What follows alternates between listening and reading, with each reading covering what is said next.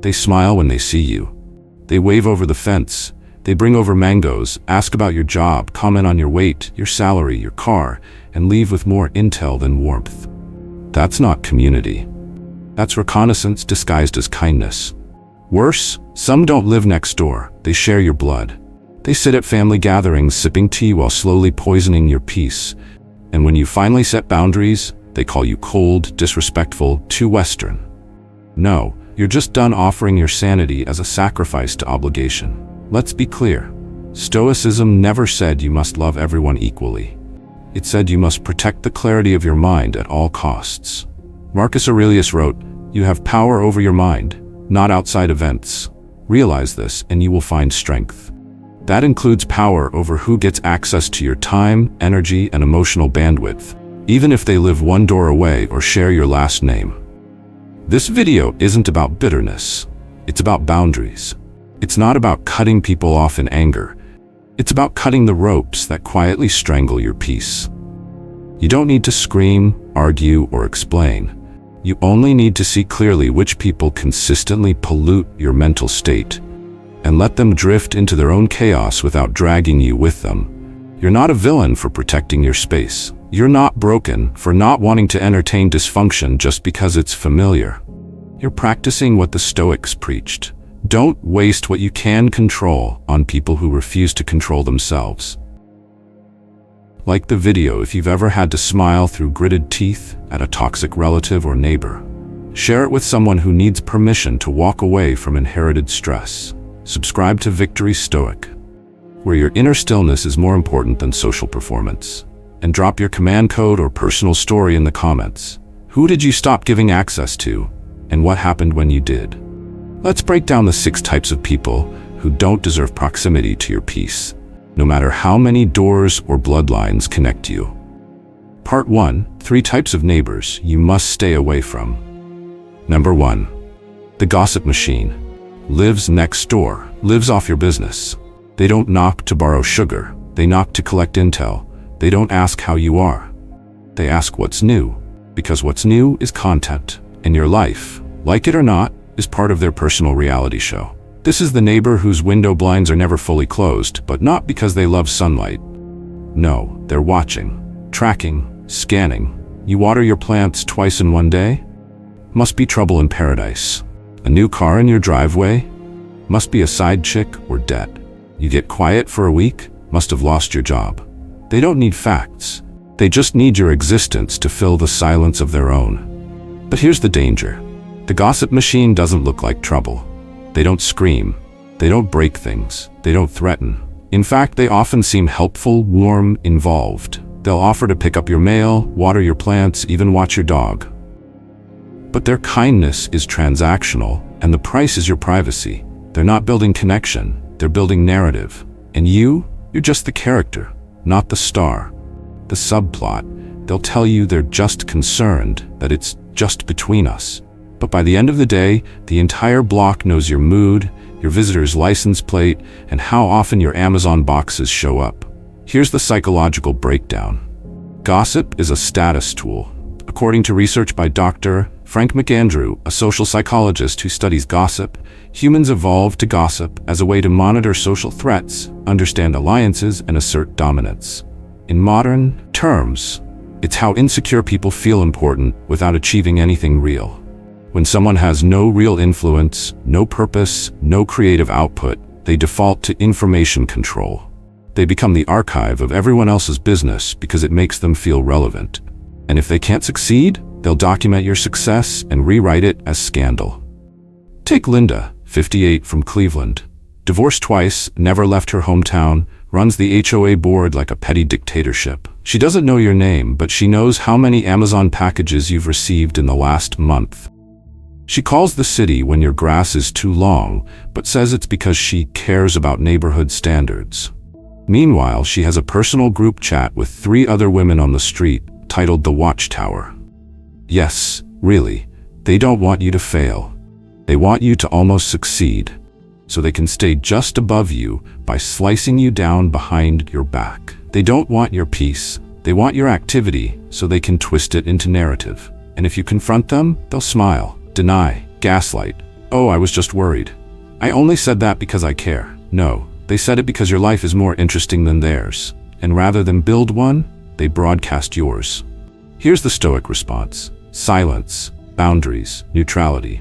Seneca wrote, "He who listens to slander is as guilty as he who speaks it." That means gossip isn't just a flaw of the mouth, it's a flaw of the mind. To be the kind of person who needs to know what others are doing to dissect and distort their lives for entertainment is a sign of deep inner emptiness. So how do you deal with a gossip machine without becoming their next storyline? Step 1. Control what you leak. They can't twist what they don't have. Keep interactions short, polite, surface level. Weather, traffic, the mail, nothing deeper. The less they know, the louder their theories sound, and the faster they discredit themselves. Step 2. Stop correcting their version. They say you're antisocial? Good. Let them think it. They say you're too private? Even better. The moment you react, you're handing them a new plot twist. Starve them. If they want material, let them invent it. Just don't give them anything real. Step 3. Build so quietly they panic. Nothing disturbs a gossip more than not knowing. When you stop oversharing and start outgrowing, they become desperate. They'll ask around, probe mutual friends, leave cryptic comments online. Stay still. Let your silence expose their addiction to drama.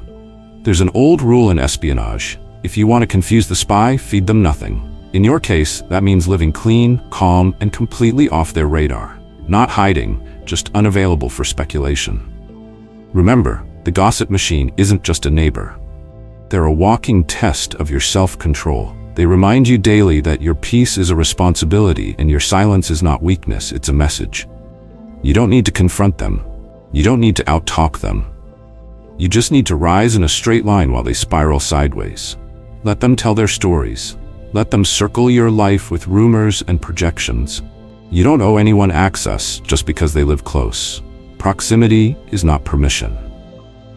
They live next door, but they're not in your world, and that's what drives them crazy. Number 2, the Volatile Screamer. A house, a mouth, a fuse shorter than their memory. They don't talk. They detonate. You say good morning, and they scowl like you insulted their bloodline. You trim your hedge, and they accuse you of passive-aggressively invading their property line. You invite friends over, and by 8:17 p.m., you hear banging through the wall like you've declared war on their peace. You're not in a neighborhood. You're in an emotional minefield, and every movement you make is a risk. Because with the Volatile Screamer, everything is a trigger. This isn't someone who has bad days. This is someone who's weaponized instability. Anger isn't their reaction, it's their mode. They don't need a reason. They just need a spark. And once lit, you're not dealing with a conversation. You're surviving an explosion. Let's talk about Gary, 45, from Phoenix. Blue collar, divorced, beer gut, louder than any stereo system on the block. If his lawnmower is touched, if his parking space is blocked by 2 inches, if his mail is accidentally put in your box, brace yourself. He once threatened a neighbor's teenage son with calling the cops because the kid's basketball rolled into his driveway. And when another neighbor tried to de-escalate it, Gary yelled, "Don't tell me how to run my fucking life," all while shirtless with a can of light beer in hand. Sunday, 10 a.m. This is what makes them dangerous. They are not seeking peace. They are maintaining control through unpredictability. Your discomfort is their safety. You're walking on eggshells? That's exactly where they want you. The Stoics were clear on people like this. Cleanthes once warned, "Avoid the man whose rage outpaces his reason, for he is no longer guided by judgment, but by reflex." These people don't just lack control, they rely on being out of control to intimidate, to silence, to dominate the space. They're not chaotic by accident, they're chaotic by design. Here's the undo. Living next to a Volatile Screamer is like pitching a tent beside an active volcano that swears it's dormant. Every day you tell yourself it probably won't erupt today, but you never sleep well, and one day it always erupts. And no matter how kind, calm, or respectful you are, it's never enough. Because your behavior isn't the problem. Their internal combustion engine just needs a new place to dump pressure. You can bring cookies, they'll accuse you of poisoning them. You can help carry their groceries, they'll say you're trying to look superior. You can simply exist, and they'll take it as an act of war. So how do you deal with it? First, You don't match energy. That's their trap. If you yell back, they win. Because now you're in it. You've been pulled into their arena, and every word you say can and will be used to fuel their victim story later. Second, you document, then disconnect emotionally. Take notes, log outbursts, save voicemails. You don't need to confront them. You need a record, not for revenge, for protection. Screaming neighbors are the type who can turn police visits into drama, so you stay smart. Calm is your armor. Third, you redefine neighborly. We were taught to wave, bring pies, share fences. But in reality, being neighborly doesn't mean being accessible. You're not obligated to engage. Nod politely, exit quickly. Set invisible fences around your time, your mood, your peace. Tip for daily sanity. Install security cameras. Not for surveillance, but for psychological peace. Knowing you've got receipts will calm your nerves more than any quote ever could. And buy noise-canceling tech, headphones, white noise machines, whatever makes your home feel like yours again. If things escalate, don't argue. Escalation is their nutrient. They want you reactive. You remain a wall. Stoic, still, not weak, centered. Marcus Aurelius said, "You have power over your mind, not outside events." That includes Gary's shouting. That includes the slammed doors, the passive-aggressive yard work at midnight behavior. Here's what happens when you stay unmoved. They feel the wall. They punch the air. They run out of steam. Because the volatile screamer thrives off volatility. You deny them chaos. You deny them oxygen. Now the hard truth. If you can leave, leave. If not, make your world within untouchable. This is where Stoicism becomes a defense system. Not just philosophy. You protect your mornings, your routine, your inner space like it's sacred ground, because it is. The world doesn't owe you quiet neighbors, but you owe yourself a quiet mind. And some people's entire contribution to the community is a cautionary tale in human volatility. So no, you're not uptight for avoiding them. You're not antisocial. You're aware. You don't owe anyone your emotional presence just because they live 12 feet away. Especially if they explode at the sound of your peace. They are not your responsibility. Your stillness is. Number 3, the Parasitic Pretender. Always in need, never in return. They never knock with something in their hands. They only knock with need. From the outside, they seem harmless, polite, even friendly. They smile wide, ask how you're doing, make a bit of small talk. Then comes the line, "Hey, do you happen to have a ladder, a power drill, a phone charger, a spare tire inflator, a ride to the mechanic?" And when you give, you've entered a transaction with no receipt, no due date, and no intention of return. This is the Parasitic Pretender. Your neighbor not by geography, but by extraction. They don't see boundaries, they see supply lines. They don't view you as a peer. They view you as an unsupervised resource center. And their superpower? Guilt-wrapped requests that make you feel like refusing would be some kind of moral failure. At first, you say yes because it's neighborly. It's easy, it's just this once. But soon, their just once becomes a monthly visit, a weekly text, or a sudden knock 5 minutes before your dinner. And every time you help, they give less gratitude and take with more entitlement.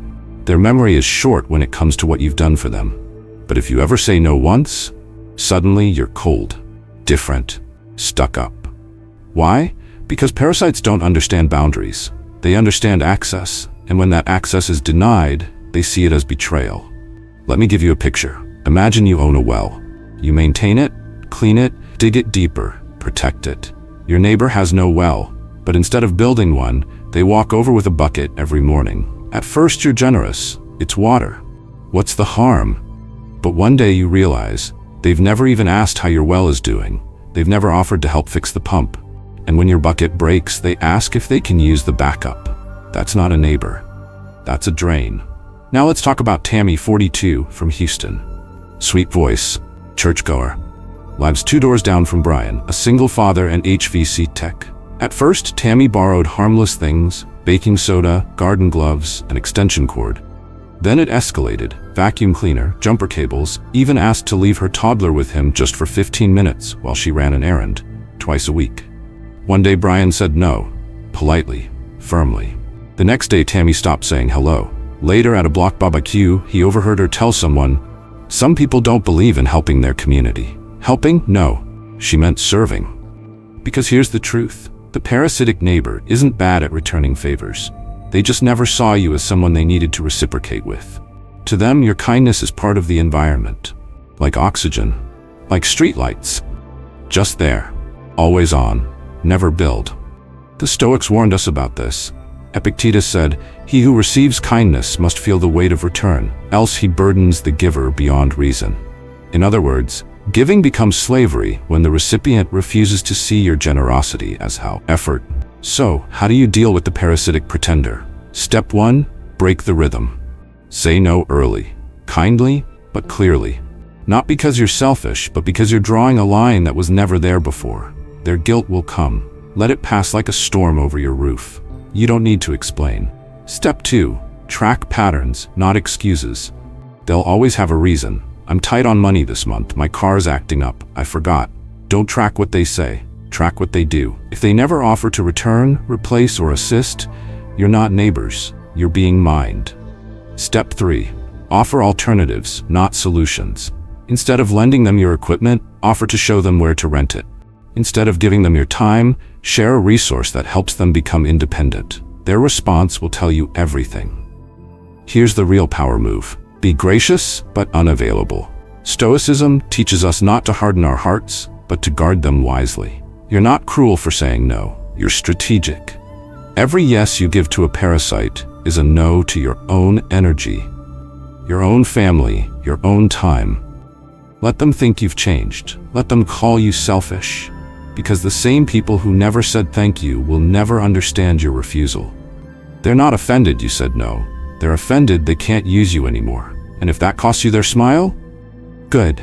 You weren't dealing with kindness, you were dealing with performance. At the end of the day, your home is not a resource depot. Your schedule is not public property. And your generosity is not a bottomless tap. You didn't move into this neighborhood to become someone else's convenience store. So start charging what your peace is worth. And if that means a few silent driveways and fake smiles, so be it.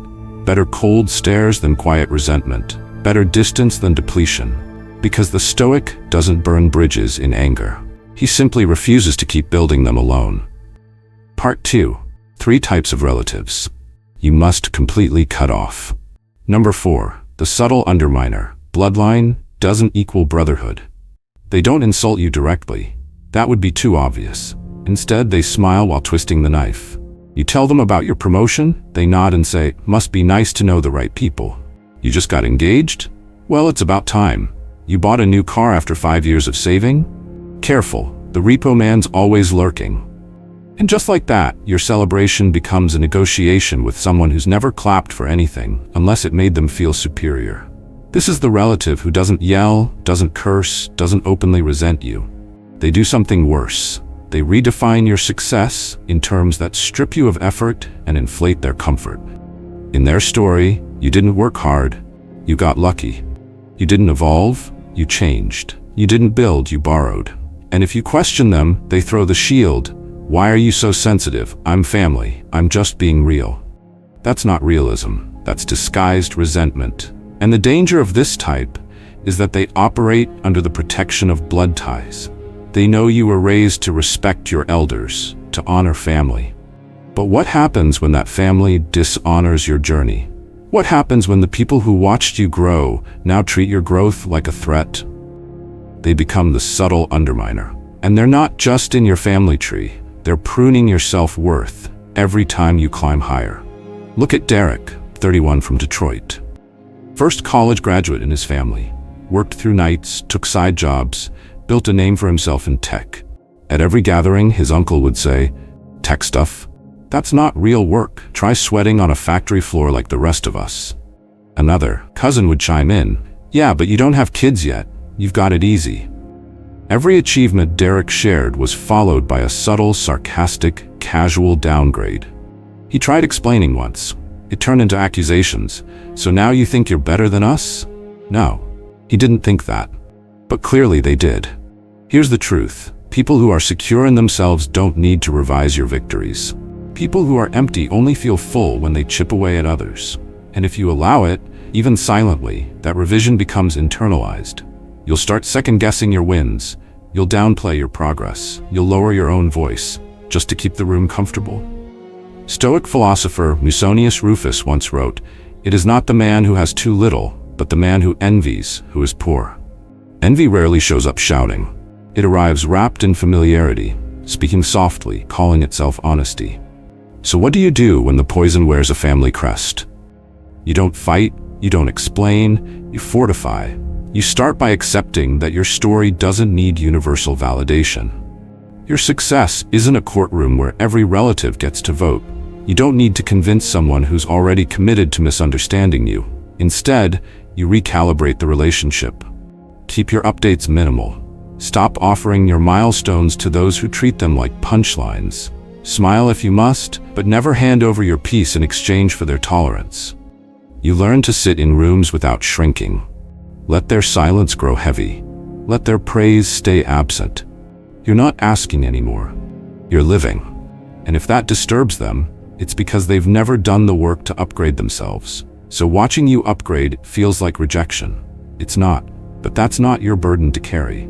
Above all, never argue about your value with someone who uses jokes to erode it. They don't want clarity, they want control. They want you to keep your success small enough so they don't have to expand their definition of effort. Let them keep their small definitions. You weren't born to fit their box. You were born to break it, quietly, consistently, and without apology. Number 5, the emotional manipulator. Where family ends and transaction begins. They never start with numbers. They start with nostalgia. Remember when we used to play in Grandma's yard? I was there for your graduation. We're blood, we stick together, right? And then comes the real reason for the call, the message, the sudden warmth after years of silence. They need money. Not a loan, mind you, because a loan implies responsibility. No, they need help. And help, according to them, is something family can't refuse without being labeled heartless. They wrap every financial request in emotional obligation. It's never about the money, it's about how you will be perceived if you say no. You're not just declining a transfer, you're insulting the family. You're choosing greed over love.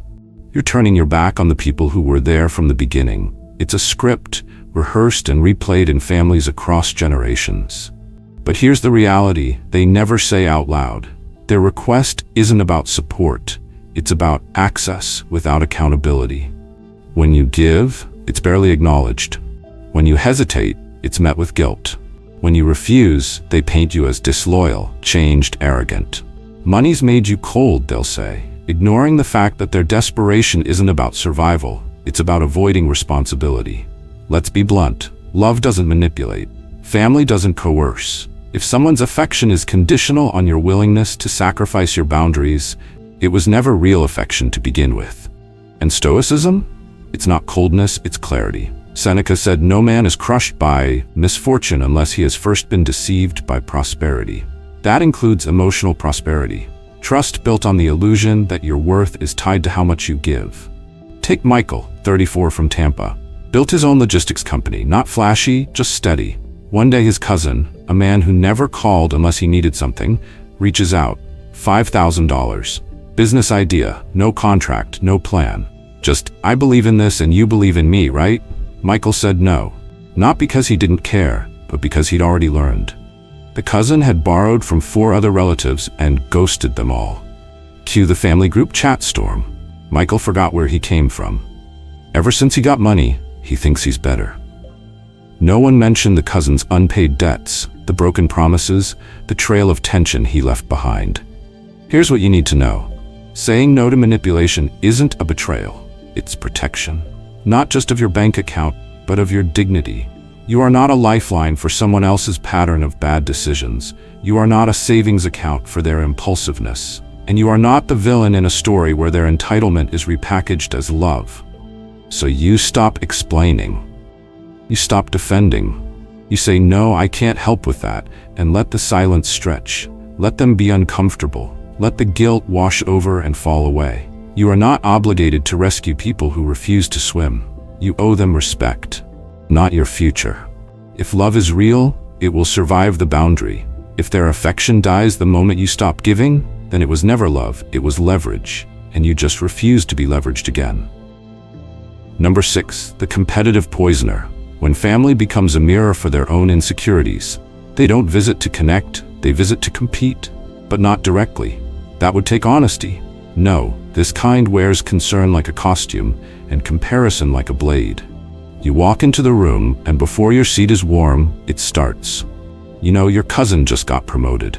Your niece just bought a house, and she's younger than you. That side of the family's really doing well lately. And just like that, your identity is no longer your own. It's reduced to a scoreboard, and you're always a few points behind. This is the family member who can't ask how you are without measuring your answer against someone else. But here's the kicker. No matter what you do, they'll always have a disclaimer to take you down a notch. You make 6 figures? Well, but she's got kids. Real responsibility. You publish a book? But you don't even have a husband, right? You run a business? Well, it's different for men. It's easier. If you're part of the LGBT community, they'll bring up a cousin in a normal marriage. If you're happy and single, they'll bring up an aunt who never found love and died alone. It's not subtle. It's scripted. They're not comparing to lift you. They're comparing to contain you. Why? Because your success disturbs their fragile illusion that they are the center of family value.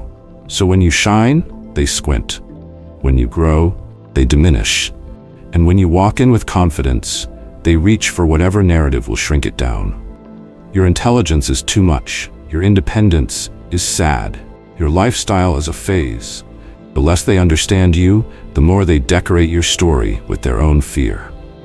Look at Raymond, 29, from New York, a gay marketing exec who bought his first apartment solo. Thanksgiving dinner rolls around, and his aunt, in front of everyone, says, "Must be nice not to have a family to support. Some of us have real responsibilities." No one said a word. Later that night, his cousin, whom she always praises, confessed she hated the attention. "She doesn't care how I'm doing either. She just uses me to shut other people up." That's the truth of the competitive poisoner. They don't even truly care about the people they weaponize.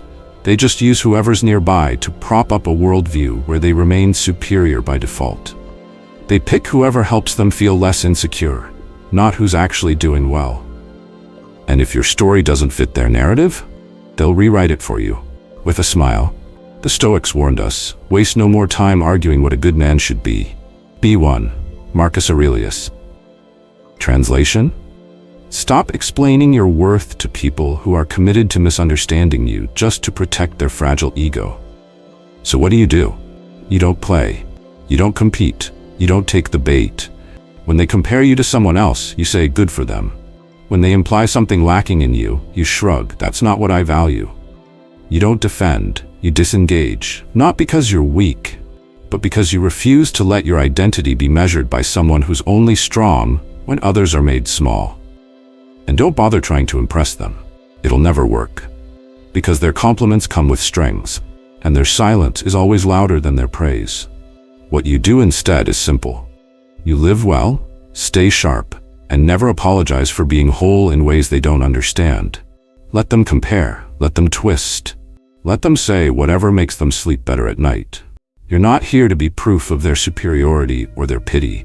You're not here to ease their insecurity by shrinking yourself. You're here to build something real, and real doesn't need to shout to be true. Conclusion. Blood isn't sacred when it poisons you slowly. They told you to be the bigger person, to let things slide. It's just family. They live next door. Be patient.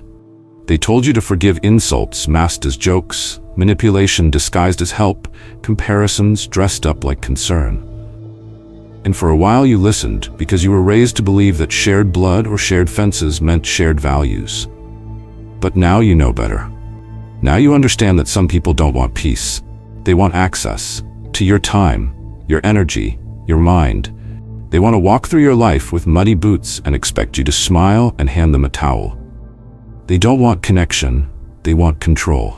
And when you finally stop flinching, stop explaining, stop playing the role of the good one, they panic. Not because you hurt them, but because they've lost the version of you that let them hurt you without consequence. Let that version die. Let it rot. Bury it deep and build something sharper in its place, something still, discerning, and unshakably selective. That's Stoicism. Not apathy, but power under restraint. Not silence from fear, but silence that roars louder than confrontation. Epictetus once said, "If you wish to be a writer, write. We'll take it further. If you wish to protect your peace, defend it. If you wish to grow, prune your circle. If you wish to live without emotional parasites, cut the line, no matter whose name is on the tag. You're not evil for backing away from people who constantly bring you down. You're not hard for refusing to fund dysfunction with your time. You're not cold for making your peace more expensive than someone else's ego. You're clear, you're grounded, you're finally free. Like this video if you've ever had to choose solitude over surface-level noise. Share it with someone who's still caught in the trap of obligation over self-respect. Subscribe to Victory Stoic. This is not just content, it's the code for those building a fortress from the inside out. And now, drop your command code in the comments. Or tell us, who did you have to walk away from to become someone you could finally stand next to? What moment made you say, enough? Thank you for being here. Thank you for listening. And remember, the ones you cut off will call you cold, but that's only because they never learned to stand in the heat of their own reflection. Part 1. 3 types of neighbors you must stay away from.